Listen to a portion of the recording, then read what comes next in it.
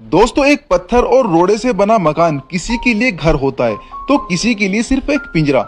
आज हम एक ऐसे चोर की कहानी को देखने वाले हैं जिसके लिए पेंट हाउस घर नहीं बल्कि सिर्फ एक पिंजरा बनकर रह गया, जिससे निकलने के लिए उसे वो सब करना पड़ा जो एक इंसान अपने सपने में भी नहीं करना चाहेगा। तो दोस्तों, कहानी शुरू होती है और हमें बहुत शानदार और लाजवाब पेंट हाउस नजर आता है। फिर सीन शिफ्ट होता है और नेमो नाम का एक चोर पेंट हाउस में पेंटिंग चुराने के लिए घुस जाता है। पेंट हाउस बहुत सिक्योर था। इसके अंदर जाने के लिए नेमो बाहर लगे टेम्परेचर वेंडिंग मशीन में एक कोड डालता है, जिसके बाद उसके पास सिर्फ 7 मिनट होते हैं जिसमें वे चोरी को अंजाम दे सकता है।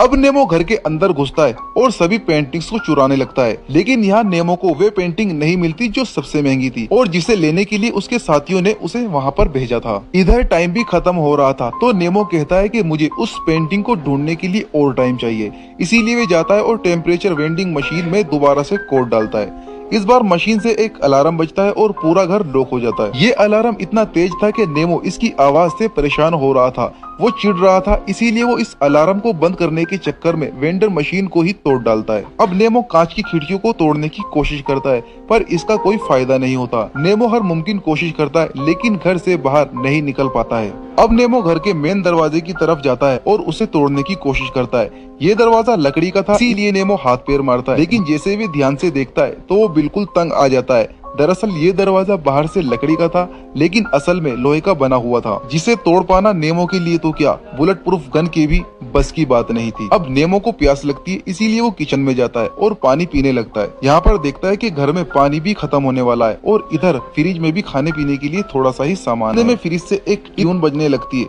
जो नेमो को बिल्कुल भी पसंद नहीं आती। वो बाहर जाता है और अपने दोस्तों से कांटेक्ट करने की कोशिश करता है, लेकिन नेमो की किसी से भी बात नहीं हो पाती, यानी वो इस घर में पूरी तरह से बंद हो चुका था। धीरे धीरे नेमो फ्रिज में से खाना खाने लगता है और पानी भी यूज करता है। पेट पूजा करने के बाद नेमो टीवी ऑन करता है तो उसे बिल्डिंग के सामने कैमरास का सीसीटीवी फुटेज नजर आता है। ऐसे ही उसे नींद भी आ जाती है और नेमो सो जाता है। अगली सुबह नेमो थोड़े से पानी से खुद को साफ करता है। वे घर में पड़ी चीजों को देखता है। यहाँ उसे पता चलता है कि घर में मौजूद कोई भी फोन काम नहीं कर रहा है। घर में घूमते हुए नेमो को घर के बीच एक स्काई लाइट नजर आती है और वो समझ जाता है कि अब मैं यहीं से बाहर जा सकता हूँ। नेमो स्काई लाइट तक पहुँचने के लिए घर की चीजों को सेंटर में इकट्ठा करना शुरू कर देता है। तभी नेमो को प्यास लगती है पर पानी खत्म हो चुका था। बहुत ढूंढने के बाद नेमो को फिश टैंक की लाइन मिलती है पर फिश टैंक का पानी पीने लायक नहीं था।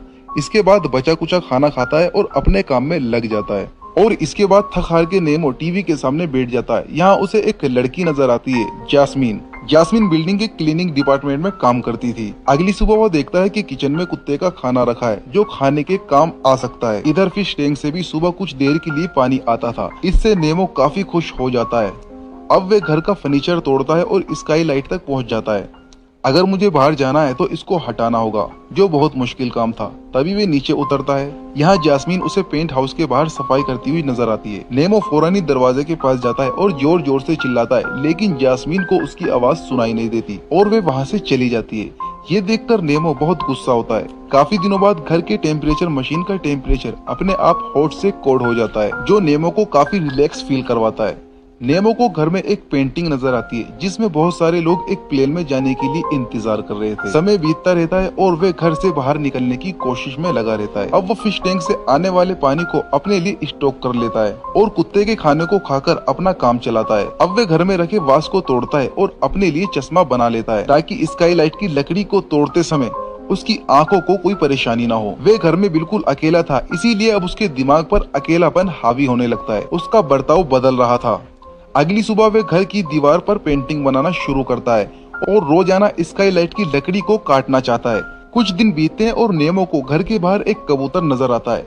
नेमो का दिमाग अकेलेपन से भर चुका था, इसीलिए वो उस कबूतर से ही बात करने लगता है, उससे मदद मांगता है। लेकिन जास्मीन की तरह कबूतर भी उसकी बात नहीं सुनता और वहाँ से चला जाता है। नेमो अपनी भड़ास निकालने के लिए घर के ओनर और बच्ची और उसके डॉग की पेंटिंग को खराब कर देता है। ओनर के कमरे में घुसते हुए उसके कबाड़ में रखे कपड़ों को देखता है। तभी उसे कबाड़ के अंदर एक सीक्रेट दरवाजा नजर आता है। जब नेमो कमरे में घुसता है तो उसे एक अजीब सी पेंटिंग, एक पुतला और बाइबल मिलता है जिसे वो पढ़ने लगता है। काफी देर के बाद जब वो बाहर आता है तो उसकी नजर कमरे में लगी एक पेंटिंग पर जाती है जिसमें बिना कपड़ों के एक लड़की और लड़का था। नेमो इस पेंटिंग में खुद को और जास्मीन को इमेजिन करने लगता है।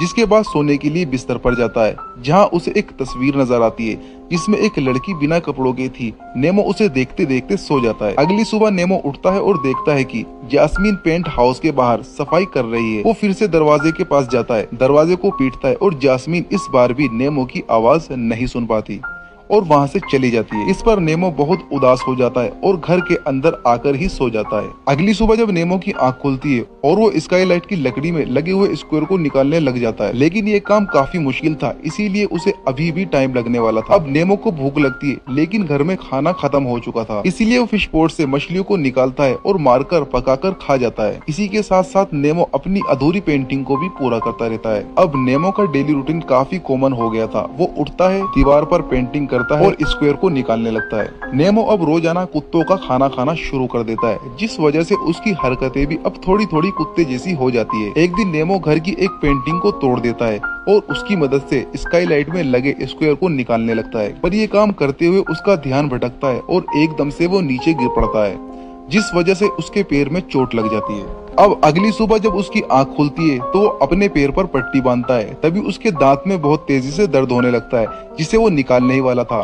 तभी वे देखता है कि घर के ओनर ने उसे जोर से धक्का दिया है। उसका सर जमीन से लगता है, जिस वजह से वो घायल हो गया था। नेमो को बहुत दर्द होता है, लेकिन तभी उसे घर के ऊपर लगा फायर सेंसर नजर आता है। नेमो फौरन उठता है और एक सनफाइंड गिलास से घर में आ रही धूप की मदद से डस्टबिन में रखे कुछ पेपर्स को जला देता है। इसके बाद वो मसाल बनाता है, उसे जलाता है और मसाल की मदद से घर में लगे फायर सेंसर को एक्टिव कर देता है। लेकिन इससे पूरे घर में पानी गिरना शुरू हो जाता है।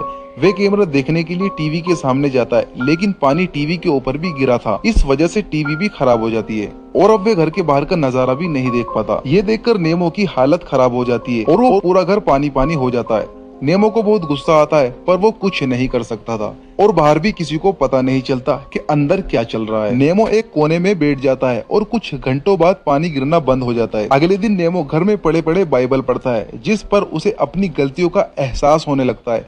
वो समझ जाता है कि मैंने कहां कहां और क्या क्या गलतियां की हैं, लेकिन नेमो अब कोई गलती नहीं करना चाहता था, इसीलिए वे स्काईलाइट को खोलने में लग जाता है। कुछ दिन बाद हम देखते हैं कि नेमो ने स्काईलाइट के 12 के 12 स्क्वायर को खोल लिया है। इधर उसने दीवार पर जो पेंटिंग बनाना शुरू की थी ना, वो भी अब पूरी हो चुकी है। इसके बाद नेमो अपने स्कूल की एक कहानी को दीवार पर लिखता है, साथ ही घर के ओनर के लिए छोटा सा मैसेज भी लिखता है। मैसेज में नेमो लिखता है, ये तुम्हारे लिए घर होगा, मेरे लिए सिर्फ एक पिंजरा है, सिर्फ एक पिंजरा जहाँ मैं कैद रहा। घर को तबाह करने के लिए माफी चाहूंगा। ये सब मैंने जानबूझकर नहीं किया, लेकिन किसी भी चीज को दोबारा बनाने के लिए बहुत जरूरी है कि पहले उसे तबाह किया जाए। उसके बाद नेमो ये भी लिखता है कि उसने घर के ओनर के लिए कौन कौन सी पेंटिंग छोड़ी है और कौन कौन सी गायब होने वाली है। इसके बाद वो अपने कपड़े पहनता है और फर्नीचर से होते हुए स्काईलाइट के पास पहुंचता है। यहाँ हम देखते हैं कि नेमो स्काईलाइट से कांच को निकाल रहा है और फाइनली उसने वो कांच निकाल कर फेंक दिया। इसके बाद हमें नेमो नजर नहीं आता, क्योंकि अब वो स्काईलाइट की मदद से घर से बाहर निकल चुका है। नेमो के घर से निकलते ही हमारी कहानी भी दोस्तों यहीं पर खत्म हो जाती है।